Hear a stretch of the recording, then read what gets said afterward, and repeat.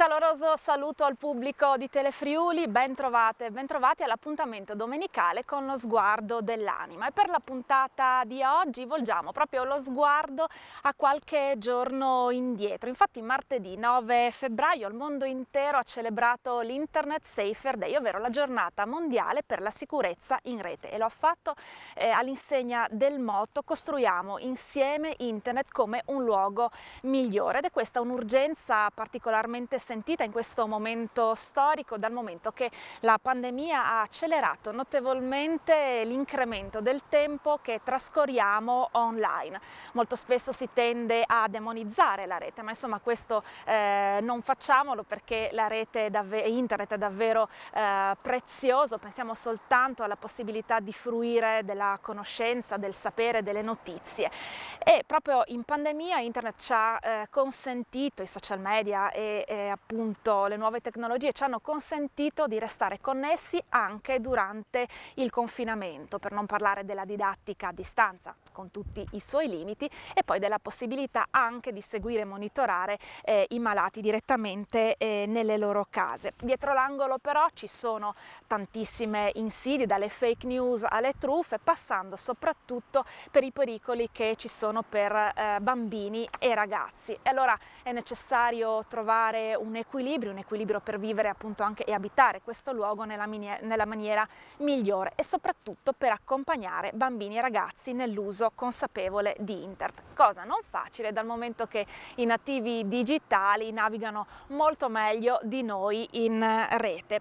Per scoprire come fare dunque siamo venuti a Maiano, perché c'è un'interessante iniziativa, e questa domenica è tornato insieme a me Don Daniele Antonello. Don Daniele, ben trovato, ben arrivato a Maiano. Ciao Anna, grazie. Ma dove mi hai portato oggi? Oggi te lo dico io dove ti ho portato. Sei a Maiano, che è appunto, mi prende in giro Don Daniele, è il mio paese. Io sono appunto una maianese, ma non è proprio per questo che siamo qui, ma appunto perché qui è stata realizzata, è in corso di realizzazione un'iniziativa davvero molto importante su questo tema. E allora vogliamo proprio cominciare, no? Certo. Andando ad approfondire un pochino questo tema, soprattutto con la scheda che ha realizzato il nostro Giovanni Lesa. Il 2020, contraddistinto dall'emergenza sanitaria, ha inciso notevolmente sulla vita digitale delle ragazze e dei ragazzi italiani. Secondo quanto emerge dalla ricerca realizzata per il portale ministeriale Generazioni Connesse in occasione del Safer Internet Day 2021, 6 adolescenti su 10 dichiarano di passare più di 5 ore al giorno connessi. Solo un anno fa erano 3 su 10.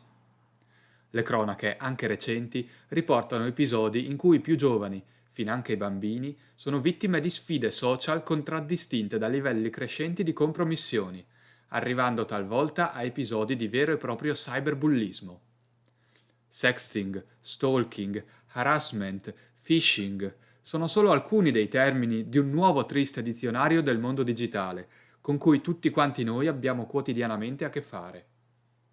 Oltre alla necessaria difesa dai suoi rischi, il web offre anche numerose opportunità di crescita e di accompagnamento. Molte realtà si stanno attrezzando per offrire ai giovanissimi gli strumenti per difendersi e al contempo abitare la rete in modo sano. La scuola, in ogni ordine e grado, ha avviato la nuova materia curricolare dell'educazione civica, all'interno della quale trova spazio un modulo di cittadinanza digitale. Molte associazioni, tra cui la friulana MEC, Media, Educazione e Comunità, e la triestina Parole Ostili, stanno offrendo materiali didattici per insegnanti e genitori. Anche alcune parrocchie del territorio friulano si stanno attivando con percorsi di alfabetizzazione digitale per educatori parrocchiali.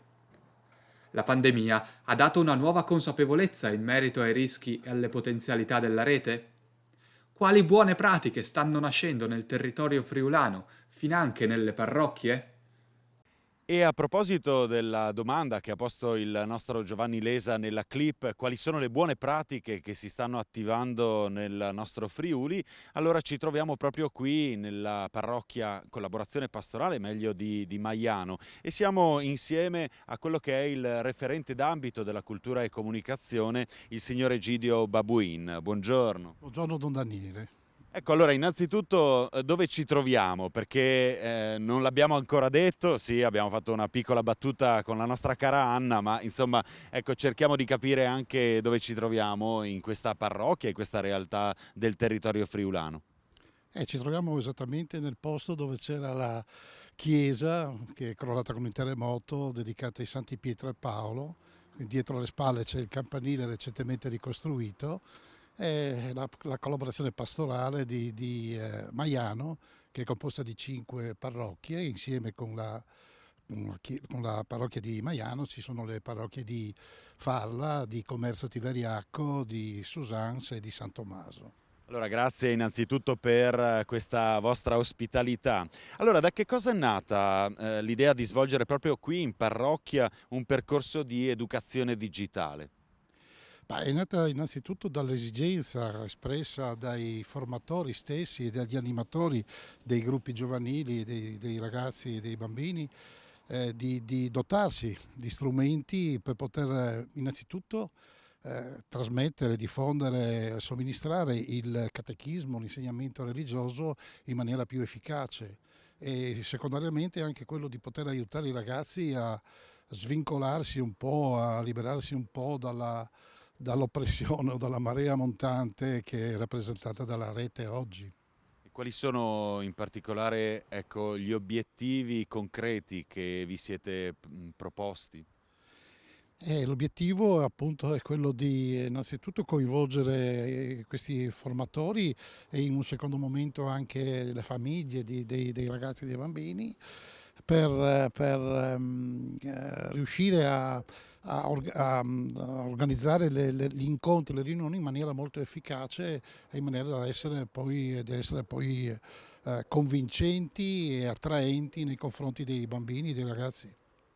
Ecco, dovendo pensare alle realtà delle altre parrocchie, quale sarebbe il suggerimento da poter proporre a coloro che magari volessero cominciare una esperienza di questo tipo, che tra l'altro vede il supporto anche proprio di un'associazione in questo, non siete soli?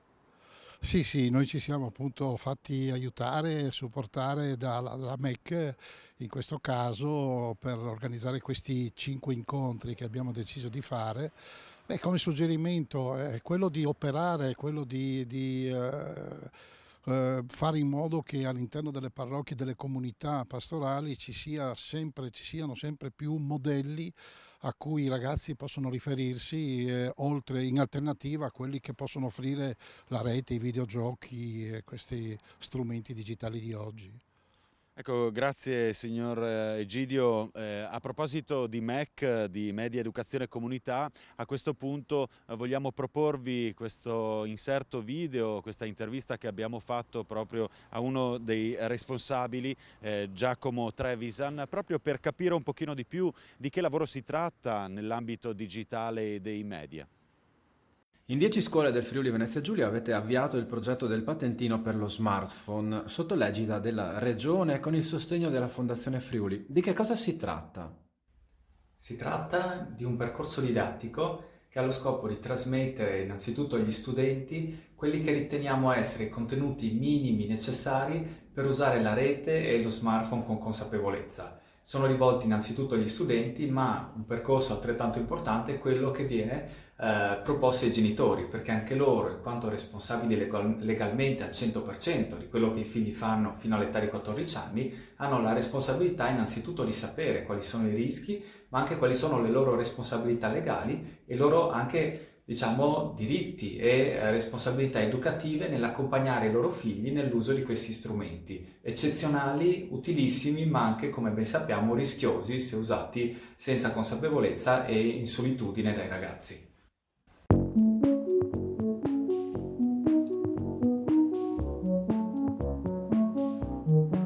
Le intuizioni del patentino per lo smartphone è proprio il coinvolgimento in prima persona dei genitori. Perché ritenete necessario ampliare il lavoro di alfabetizzazione proprio anche a loro? Da parte vostra avete delle iniziative dedicate ai genitori? Come anticipato, la parte dei genitori è fondamentale all'interno del patentino.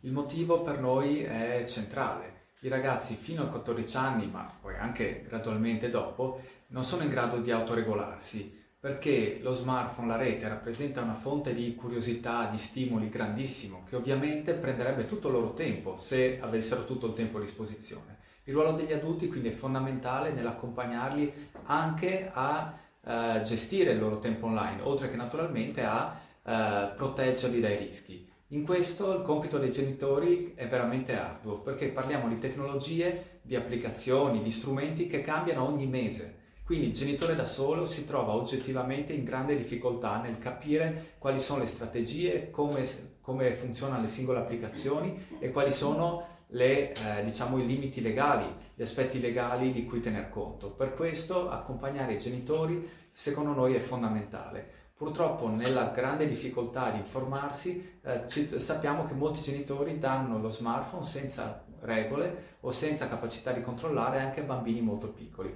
Per questo per noi è fondamentale che fino ai 14 anni il genitore sia presente e accompagni i ragazzi nell'uso della rete. Il nostro obiettivo col patentino è dare agli genitori la possibilità e le informazioni necessarie per farlo. Ecco, quindi che consiglio daresti a un genitore che si preoccupa per il tempo speso online dal proprio figlio? Che approccio suggeriresti?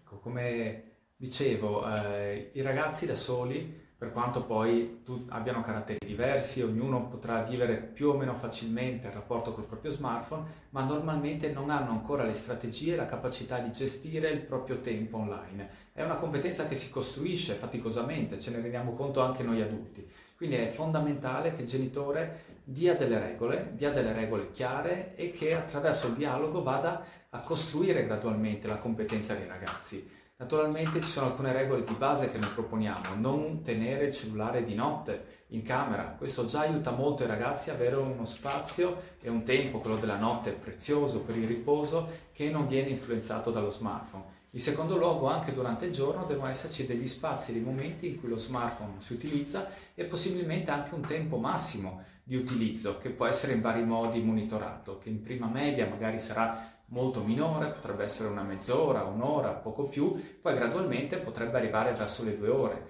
Non diamo esattamente un orario preciso, perché molto dipende dalle caratteristiche del ragazzo. È facile avere una misura nel momento in cui ci rendiamo conto che il cellulare non va a danneggiare le altre attività, lo studio, le relazioni con gli altri, le passioni, lo sport.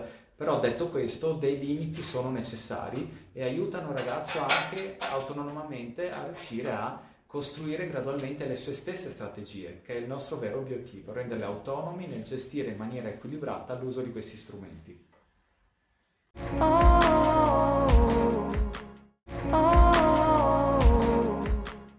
Eccoci di nuovo in trasmissione, siamo allo sguardo dell'anima e oggi trasmettiamo da Maiano. Alle nostre spalle c'è la chiesa parrocchiale di Santi Pietro e Paolo, che vi consigliamo di visitare all'interno perché ha delle bellissime vetrate realizzate da padre Costantino Ruggeri e meravigliosi mosaici della Via Crucis con i sassi del tagliamento fatto da un nostro concittadino maianese scomparso un anno fa, Valentino Barachino. Ma oggi parliamo di internet sicuro, perché qui a Maiano è stata realizzata appunto un progetto di educazione digitale. Abbiamo avuto nella prima parte Don Daniele Antonello, che tornerà poi, ma con noi c'è anche Giovanni Lesa. Giovanni Lesa perché è esperto proprio di internet, giovani, social network, e tiene addirittura una rubrica sul settimanale diocesano Vita Cattolica trattando di questi temi. Giovanni, come sempre, benvenuto. Buongiorno Anna, e buongiorno a tutti gli ascoltatori e le ascoltatrici.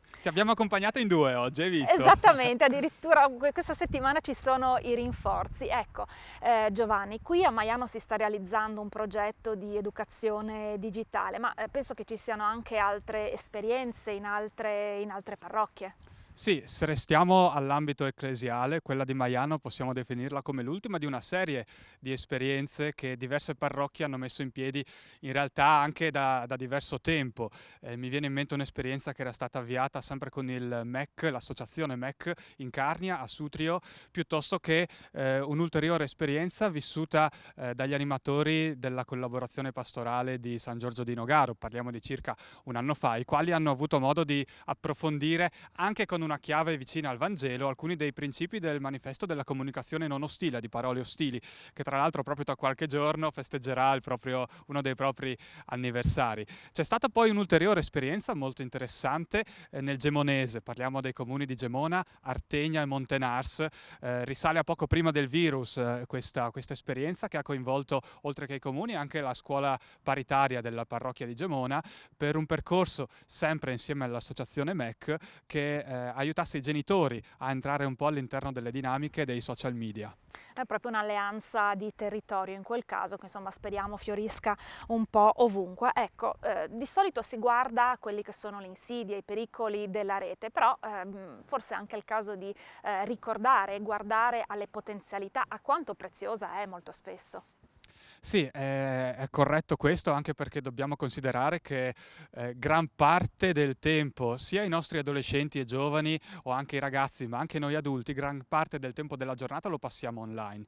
Quindi è vero che ci sono tanti rischi e tanti pericoli da cui guardarsi le spalle e dobbiamo anche sapere chiamarli per nome. Ma è altrettanto vero, proprio in virtù anche di questo grande investimento di tempo, che bisogna guardare anche alle potenzialità. Potenzialità che in questa pandemia sicuramente sono esplose, possiamo dire, no? Come citavi anche all'inizio nell'introduzione di questa puntata. Ecco quindi importante per noi, in particolare mi viene da dire per noi cristiani, che siamo coloro che hanno un rapporto particolare con la parola, saper vivere anche e abitare il mondo digitale con un'attenzione particolare alla parola che usiamo, che sia parola scritta, che siano le immagini, i video che guardiamo o che rilanciamo. E in questo senso abbiamo diversi spunti, sia da associazioni del territorio, sia da questi percorsi parrocchiali che abbiamo visto si stanno anche così attivando, sia dalle scuole. Ricordiamo che proprio da quest'anno le scuole hanno attivato a livello curricolare proprio la nuova disciplina dell'educazione civica, al cui interno ci sta anche la cittadinanza digitale come uno dei vari moduli. Per cui ecco, ci sono dei rischi da cui guardarsi le spalle, da chiamare proprio per nome, ma ci sono anche tante potenzialità che fanno parte di questo tempo e che quindi è giusto anche evidenziare e su cui anche è giusto investire. Del resto, come ci insegna sempre anche la Chiesa, è importante abitare il tempo che ci troviamo a vivere, dunque c'è anche la cittadinanza digitale. Grazie davvero Giovanni per questo sguardo sul mondo di internet, e quindi adesso io richiamerei Don Daniele insieme a me. Don Daniele, ecco, anche tu sei un esperto di comunicazione. Molte parrocchie, diversi oratori in questo anno di pandemia si sono attrezzati per far fronte appunto al confinamento e sono emersi anche quelli che noi chiamiamo influencer cattolici come Don Alberto Ravagnani. Ecco, come si legge allora la presenza della Chiesa in rete? Sentivo parlare prima di cittadinanza anche digitale.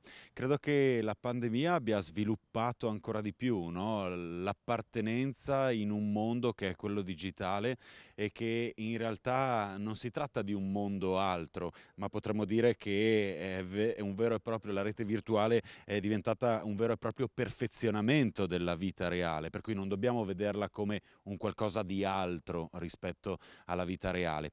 E pensiamo soltanto al tempo del lockdown, quante sante messe si sono celebrate, momenti di preghiera, momenti comunitari, catechesi, insomma è stata un'opportunità, ecco. Certo magari talvolta fatta in maniera un pochino casalinga, però è diventata certamente un'opportunità. Anche, non lo so, parlavi prima dell'influencer di Dio, ovvero Don Alberto Ravagnani, che effettivamente ha spopolato proprio durante il tempo del lockdown.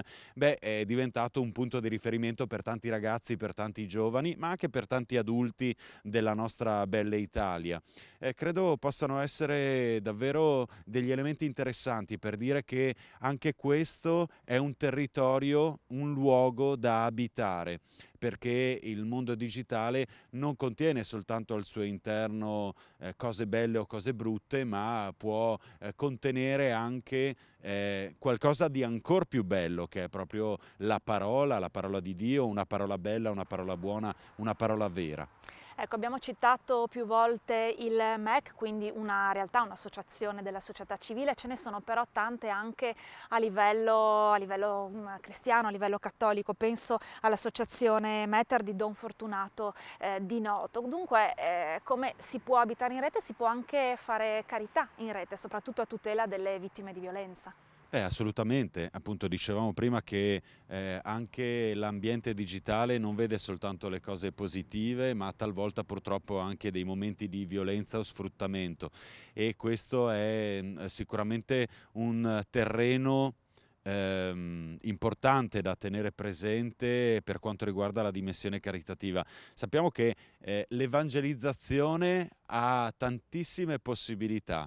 Evangelizzazione significa portare il Vangelo in ogni tempo e nella quotidianità e in ogni luogo. Ecco, forse anche l'ambiente digitale allora può avere questo tipo di attenzione nella realtà ecclesiale, e quindi ci sono dei piccoli germi, forse dobbiamo potenziarli un pochino di più, certamente per aiutare i nostri bambini, ragazzi e giovani ad abitare questo luogo in maniera consapevole, ma ancor di più magari gli adulti e anche i nonni, per esempio. E qui forse un contesto per quanto riguarda i bambini e i ragazzi di peer education, e quindi di educazione, no? Che in qualche modo si conforma a seconda dell'età, ma contemporaneamente pensiamo ai millennials che sono nati proprio nell'ambiente digitale, possono certamente aiutare gli adulti e i nonni, anche gli anziani, proprio in tutto quello che è il mondo digitale, ad utilizzarlo al meglio, magari facendo fronte a tutte quelle che sono le truffe piuttosto che le bufale, eccetera, eccetera. Ecco. Tantissimi davvero gli spunti e i suggerimenti, e noi ne approfittiamo dal momento che abbiamo parlato di Chiesa che abita la rete per ricordare che anche l'Arcidiocesi di Udine è presente in internet, è presente sul web con un sito, diocesiudine.it, ma anche su Facebook, su Twitter. Insomma, davvero sono tanti i modi per poter restare in contatto, e anche le singole parrocchie molto spesso hanno dei canali, e anche la nostra trasmissione va in onda su Telefriuli ma anche sul suo canale YouTube, quindi davvero ci potete vedere sempre, anche quando avete magari perso una trasmissione, giusto? Siamo Don Daniele? cross-mediali, Siamo cross-mediali, decisamente. una parola tecnica, ecco, per dire che insomma ci si può vedere non soltanto in televisione, ma in tutti gli ambiti, anche nei social. Bene, anche questa puntata di oggi è giunta al termine. Noi passiamo appunto la trasmissione alla Santa Messa in cattedrale a Udine, e quindi non possiamo che augurare una buona domenica ai nostri telespettatori e telespettatrici. Una buona domenica, e noi ci rivediamo appunto la prossima settimana. Ciao a tutti! Buona domenica!